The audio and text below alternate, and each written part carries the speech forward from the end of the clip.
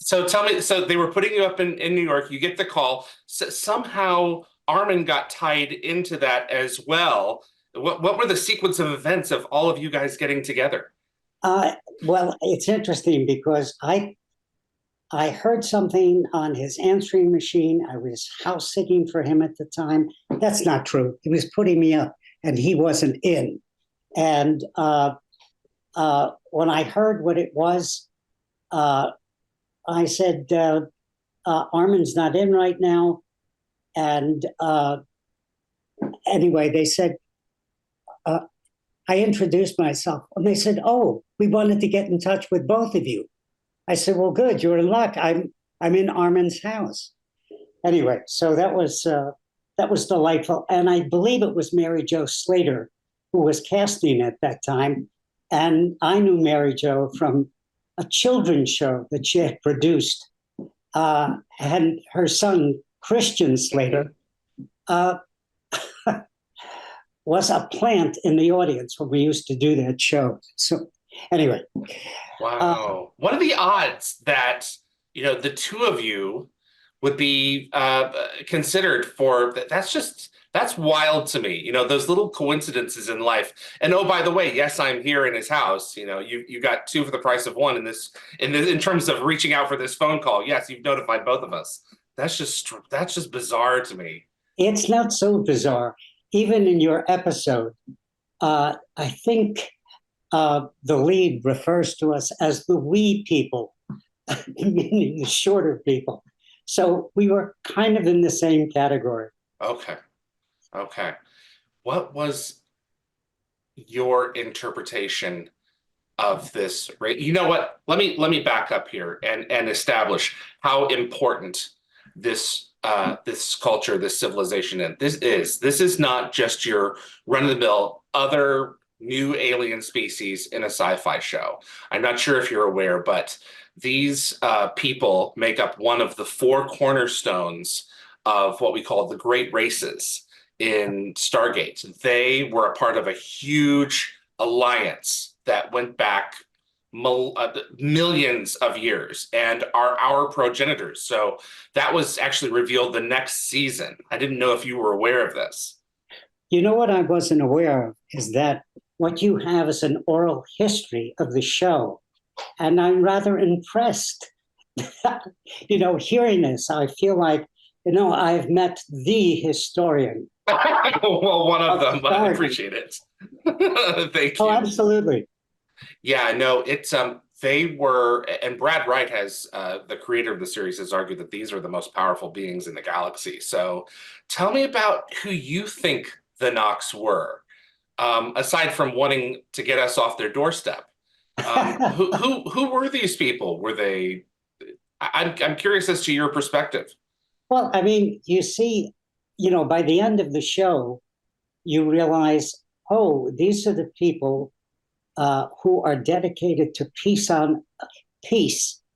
and wherever peace will be damaged or undermined in any way, they're going to make sure, as far as they're concerned, that they do not in any way possibly promote that. Uh, and I mean, they're wonderfully moral. They are a moral standard, it seems, from what you said, to all that exists in Mm. terms of living beings. So and their rituals, their healing, um, their, if you meet them on their terms, they're incredibly affable and ready. And if you're not, you're not going to see any too much of them. No, they're going to stay invisible. Jeez. What do you think was the family dynamic there? There has been some discussion over the years. My assumption is that Ohper was Laya's dad, and that Antaeus, Armin's character, was kind of like the son-in-law. Was that kind of the structure that you thought was going on here, or do I you think got, it oh, was I got a completely hint of different? that.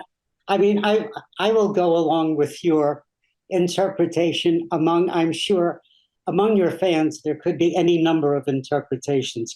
But yes, of course, that certainly does sound like a possible structure.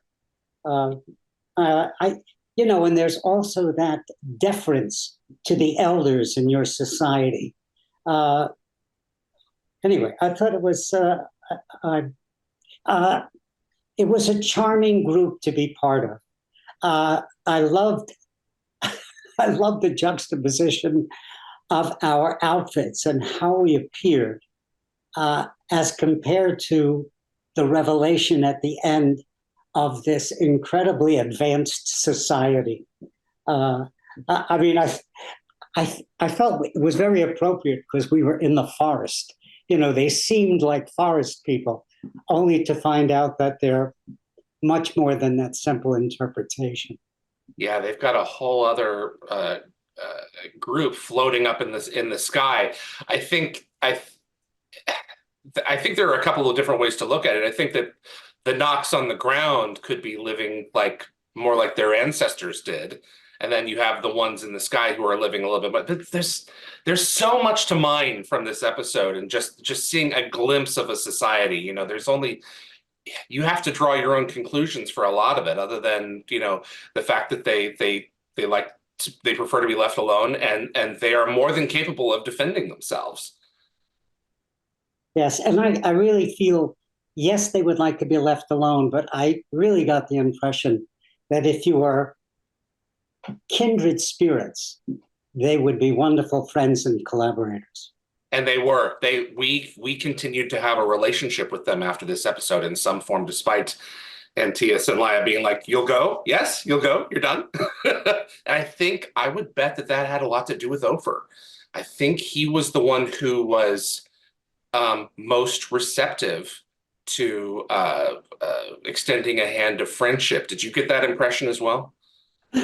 Your imagination is rich. I mean, I love it. Yes, of course. It went over my head, but yes, it lends itself to that. Tell me about those costumes and the headdresses, especially in the rain. It was a wet week, my understanding, in Vancouver. Yes, it was.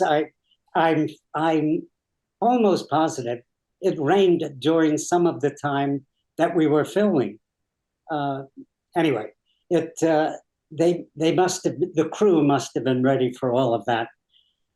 So it was no problem to get whatever they needed to get in terms of interpretation, or nothing that was going to shut down this episode. Yeah, no, the Vancouver folks are definitely used to that. Was the costume comfortable? What did you? It was fine. It was perfectly comfortable. And it was a charming family unit to be part of. I mean, I found it comfortable and amusing, and it was quite agreeable. That's the best I can do right now. Thanks for watching this clip from Dial the Gate. You can find the full live stream shows on our YouTube channel or visit dialthegate.com for the complete schedule. See you on the other side.